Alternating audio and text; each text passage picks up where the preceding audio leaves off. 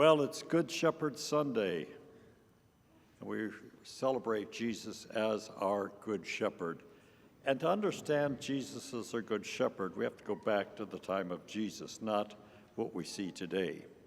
If you've ever seen pictures of shepherding sheep today, there's usually flocks in the dozens, big flocks, being chased by dogs, with dogs nipping at their heels. But in Jesus' day, the shepherd had fewer sheep, the shepherd knew his sheep by name, and the sheep knew the voice of the shepherd. And when they heard the voice of the shepherd, they would follow the shepherd. And many times in Jesus' day, a number of shepherds with their flocks would come together at night and put their sheep into an enclosure to keep them protected from predators. And in the morning, the shepherd would call his sheep, they would recognize his name, and from this whole bundle of sheep, his sheep would come out of that bundle and follow him.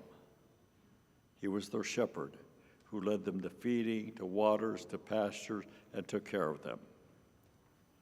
And I think that's the image of Jesus as our good shepherd, Jesus who calls us to follow him. And our need to be aware of Jesus, the Good Shepherd, calling us in life to follow him.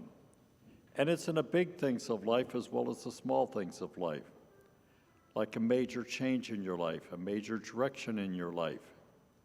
And sometimes in the midst of a major direction, God calls you to change. I know that happened to my mother. She was a farm girl in the early part of the last century. And in those days, farm kids went to 8th grades in a one-room country schoolhouse.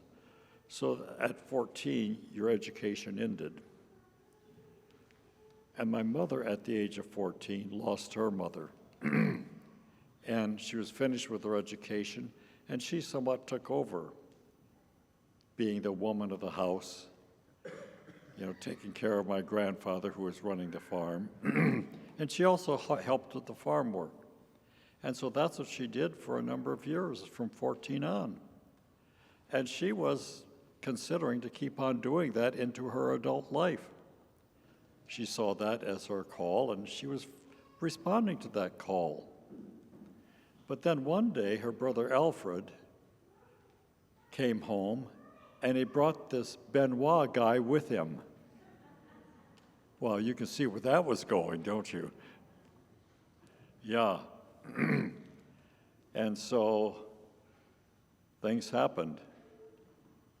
And the rest is history, you know it. And so there was a change in the call. She went from being this single woman taking care of the house and the farm to marrying my dad. And it wasn't what she was thinking of. A difference in call. And so, you may be called to a state in life. You may be called to a certain job. And these are major calls. But the thing about it is to be listening to Jesus, having your ear to the ground, paying attention to the gospel, what your faith teaches you to do, to help you discern these calls and direction in life. And sometimes it's not our idea. I think most of you my age can recall times in your life where things happen that you didn't plan, but later on you realize it was for the best. The call. And it's not always our call, it's Jesus' call. I know myself, I was a Glen Mary brother for about 18 years, and I was very happy with what I was doing. And I began to feel a call to the priesthood, which was not my idea, let me tell you. And I was enjoying what I was doing and all, and by golly, that call became so strong I had to respond to it. And like I said, it was not my idea. And so the call for Jesus comes in the big things of life, but also the small things in life. What can Jesus be calling you to in various little things of life? Areas of ministry, areas of helping others, areas of being service. And what can you do with the talents you have? Because you are unique and special. There is nobody like you. And in your uniqueness and specialness, God calls you to follow him, the Good Shepherd, in making this world a better place. And we all have to be aware of our uniqueness and specialness. Nobody is like you. Nobody can do what you do. I recall I was a chaplain at a youth development center, a reform school type of thing for young men, teenage boys. And in the 5 years I was doing that, I learned how to penetrate their thick protective shells and get to the true person that was underneath that shell. Well, after I was ordained, I was pastor in Tazewell and Pocahontas, and I had a family that had a lot of problems, and the middle child was especially hurt by the whole situation and had a very thick shell around him.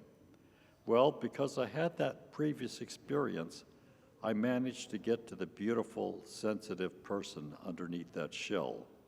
I could have never done that without that previous experience. And so God prepares us for what he wants us to do.